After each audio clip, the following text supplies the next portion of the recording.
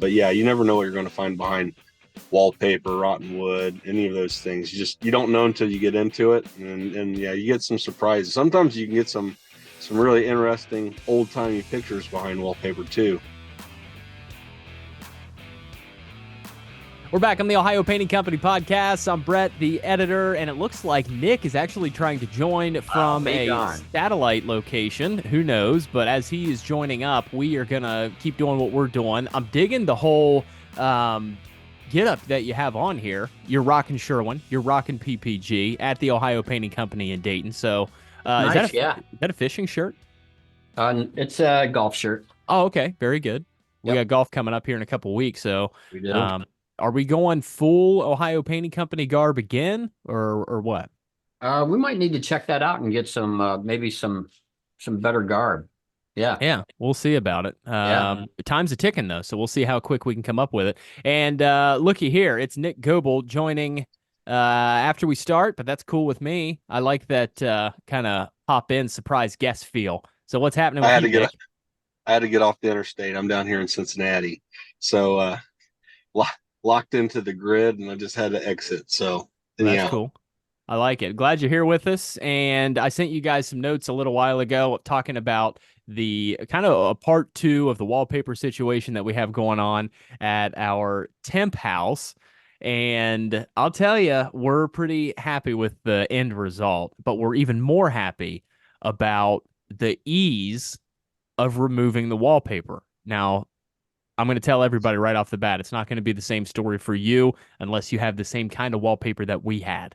So, Nick, a couple weeks ago, you were throwing terms at me like, if it's in sheets or sections, if it's sized. Was that something that you had mentioned? If the wallpaper is sized? All of those things. Yeah, if the walls are sized before the wallpaper was hung. Yes. Okay. So I'm going to say these are in 2-foot sections.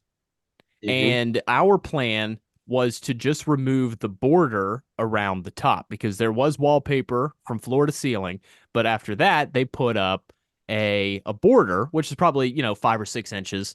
And it was like this floral decorative wallpaper that just took up the top border. And we just wanted to take that off. But we got a little crazy with that scoring tool and we punctured the wallpaper.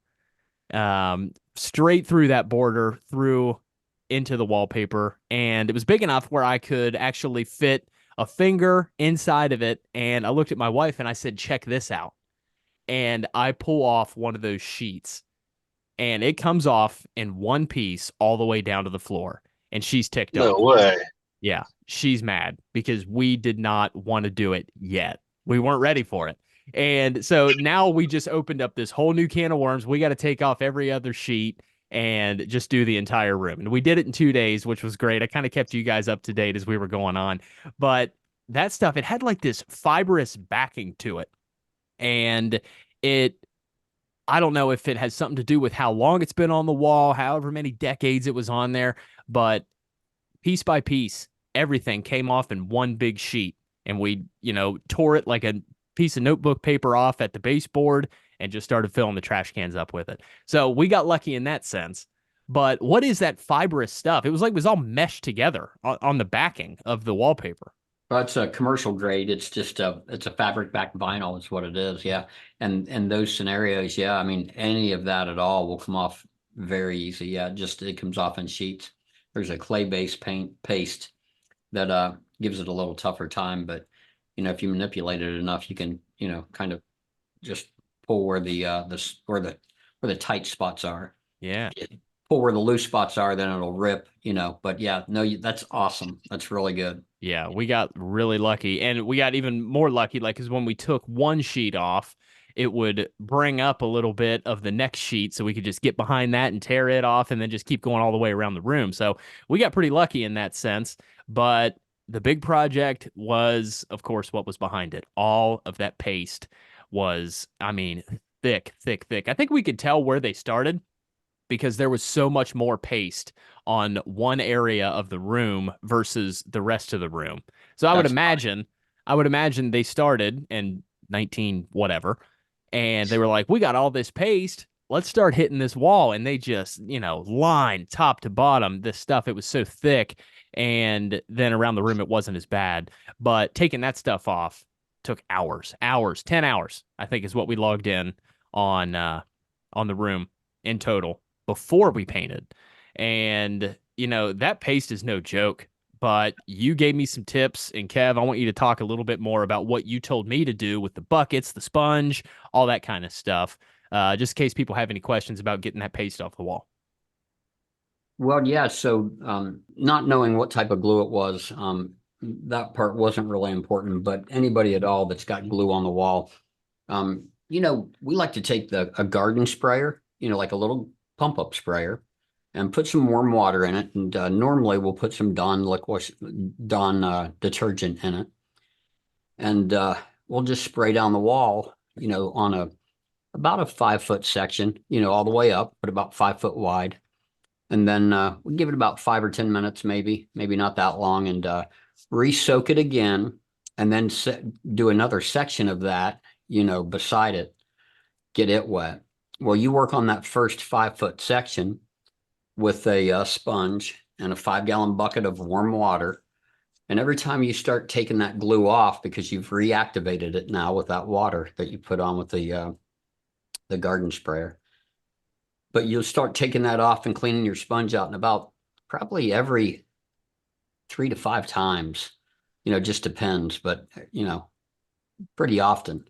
Clean that water out, just go dump it and get some more warm water and a little more soap, and just keep doing that until that whole area is clean, like clean. Mm-hmm. But you're rinsing your sponge out every time to get all that glue off. Then go on ahead and right before you start that next section that you got wet, go on ahead and get it wet again, and then do another section, to wet another section. So now you've got 2 sections that you've got going on, but you're only working on one, and you want to double coat with the water. You want to double coat that each time before you get going. And then of course you want to, again, give it enough time to really soak in. So if that worked out, that's great. I mean, that's typically what works, but you want to keep a towel or something at the bottom of the floor there, because you're going to have a lot of water excess running down the walls. So here's a message to the DIYers. I told my wife that we were supposed to change the water after every 5 dunks of the sponge. And I said, "Hon, Kevin said we got to change the water every 5 times." And she was like, "No." Maybe every 10, 15. We're getting towards the end, every 50. Then, we get to the last part of the wall and we just don't change the water. So if you want it done professionally, have the Ohio Painting Company come in and do it. They're going to get every single drop of that paste off of the wall. But for us and the other DIYers out there, if it looks good to you, then it's perfect. Okay. You can, but what the whole situation with changing the water is there is so much of that glue down in the water now. Yeah. And you're just putting it back on the wall after a while. So yeah, so I get it. I understand, but we went over the 5 dunk rule by 10x here and there towards the end of the project. I got another thing though. I saw and I didn't really think about this whenever you had asked me about sanding it.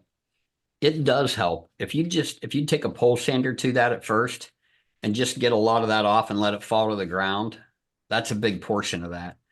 And I didn't even think about telling you that. I mean, because whenever you said I can just sand it off, I thought, no, you can't. I mean, because then, and so I just went back to that. But yeah, that may have helped a little bit more if you could have sanded all of that off with a pole sander, as much as you could. I mean, not like kill yourself on it, because once you get it activated, once you put the water on there, it really is just a matter of wiping it off. It just takes forever. I always do it just two-handed. I'll get a sponge in each hand and just go to town. So yeah, and that's whenever 5 dunks with 2 sponges, you're about done. Yeah. So. Oh man, I just remember in her face when I took that first sheet of paper off the wall, because that was gosh. it. That was 1% of the room, but the other 99% had to be done after that. Yeah. And that's I guess the bad part. But look at it now. I sent you a picture. And looks really good. Nick, I know you saw it too, and I'll ask you this, Nick, about the thermostat that's on one of the walls. If you zoom in on that picture, it looks terrible. And I was telling Kevin a little bit ago, it looks like somebody had shot in, the can of great stuff expanding foam into there because the thermostat didn't fit properly, or it's an upgraded model.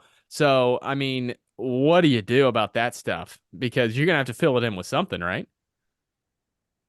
Yeah, well, I guess you have that great stuff, chisel it out so you're past the point of the wall. And then I mean honestly that backing should be enough for you to use a non-shrink vinyl or a 3M patching compound and it should fill out and level and touch up just fine. But yeah, you never know what you're going to find behind wallpaper, rotten wood, any of those things. You don't know until you get into it, and yeah, you get some surprises. Sometimes you can get some really interesting old timey pictures behind wallpaper too. Yeah. Little messages to the future people, like a time capsule. But yeah, you can find some interesting stuff behind wallpaper.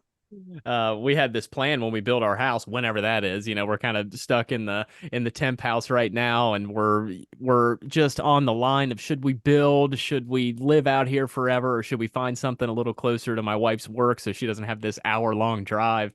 But we saw this video, and it was somebody was building their house, and before all the drywall and the insulation went up, they had this big party. They had all their friends and family come over, and they had, 100 Sharpies all over the place, and they would write messages on the pillars, the beams, and everything like that, Bible verses, etc., just to kind of wish them well in their new house before the drywall and insulation went up. So that was a plan that we had. I thought it was pretty cool just to see that, have a little party before the, That is before pretty the cool. Yeah. yeah. So that was cool. So that's kind of a plan down the line. But I'll tell you what, when we took that wallpaper off of that one section, and Kevin, you were like, maybe there's a dead animal back there. Worst case scenario, dead body. There was there was this huge patch of very rough looking mold, water Something. damage. Yeah, something. All right. But you put your nose up to it and you kind of get that this is some rotten garbage. And You put your nose up to it. That's yeah, like the yeah. last thing. Well, better me than my Nick, you son. would have done it. We would have done it, Nick. We would have been like, smell this. Yes, smell this real quick. Prob- Probably, yeah. Once you can do anything in DIY. You can do anything as long as you're not accountable to anybody. Yes, you're right, Kevin. We would have done it, but that's the only way that stuff is able to hurt you is if you breathe it in. Yeah. Well, risk taken. We don't worry. I smelled the mold killing paint that we bought, the mold killing primer too. So hopefully that got into my airways and cleared everything out Clear that it I all inhaled. out. There you Yeah. go. Yeah, you'll be all But right. yeah, so we got this Zensor stuff, Yeah. pretty decent stuff, I think. I mean, we had Zensor primer for I forget what it was, but it lasted forever. You don't need that much of it and it gets the job done. But we did the the mold killing primer on that part of the wall. Hopefully it did the job. Put 2 coats of paint over top of that once it dried, and we have a whole new room. So I'm happy with it. Yeah, it's So I mean, beautiful. yeah, well, I appreciate it. But the the alabaster paint, we did luck out at the store. We ordered one of well, we actually got 3 gallons, which was way too much. But now we have paint for other parts of the house. But so we got 3 gallons. Lady comes up, she says we only have 1 gallon of this stuff in house, so we're gonna upgrade you, but give you the price of the Yeah. stuff that you ordered. I was like, all right, perfect. And then we passed by Sherwin-Williams, and my wife's like, why didn't we just go in there? And I was like, oh yeah, we could have done that, couldn't we? I always forget. I don't want to take advantage of you guys. Dude, it's not taking advantage. It's fine. I want to go back. I want to go back to the thermostat. Yeah. So if you take that cover off, you can do this to this day. I mean, just take that cover off, right? I mean, it just pops off that particular one. And then you'll see screws in there and those wires that are in there. You can unscrew those wires, right? And if where it screws in, if it has like a Y or a B or a R, like red, blue, yellow, green, like that, take a piece of tape and just put that letter on there, right? Sure. And take those all off, take all the wires off, and then just pull that thing straight out. Your wire will be left there, again, but you'll have tape on it, so it won't conduct. It won't be that big a deal anyway. At most, it might turn your furnace on or blow it up. Okay. It's not going to blow it up, but needless to say, do a little patching. Get that old foam out of there and patch it right, and then your wire is going to be there, so that's the only thing that you really need to leave. But other than that, then you just put that back on or get you another thermostat and be good to go. All right. Story about the thermostat again, just to kind of harp on it just for another minute or so. This house does not have central air. We got the window units cranked in there. And this week is not pretty with the temperature. And it's so, I mean, they're just running nonstop. And I was like, my gosh, it's getting hot in here, isn't it? I know I'm, working, but I'm right next to this air conditioner. I shouldn't be burning up this bad. But when I was going around that thermostat, taking the paper off of it, wiping the solution on You it, turned the heat up. I bumped it on and it was cranking heat in there. And I think whatever it was set to last winter, Yeah. there was a very elderly person living in there, and you know how they are with their temperature. It was on like 78. Yeah. And so, it was just cranking out of the vents in there, and I didn't even know that I bumped it on. But that was part of it. And Nice. my wife kind of figured that out.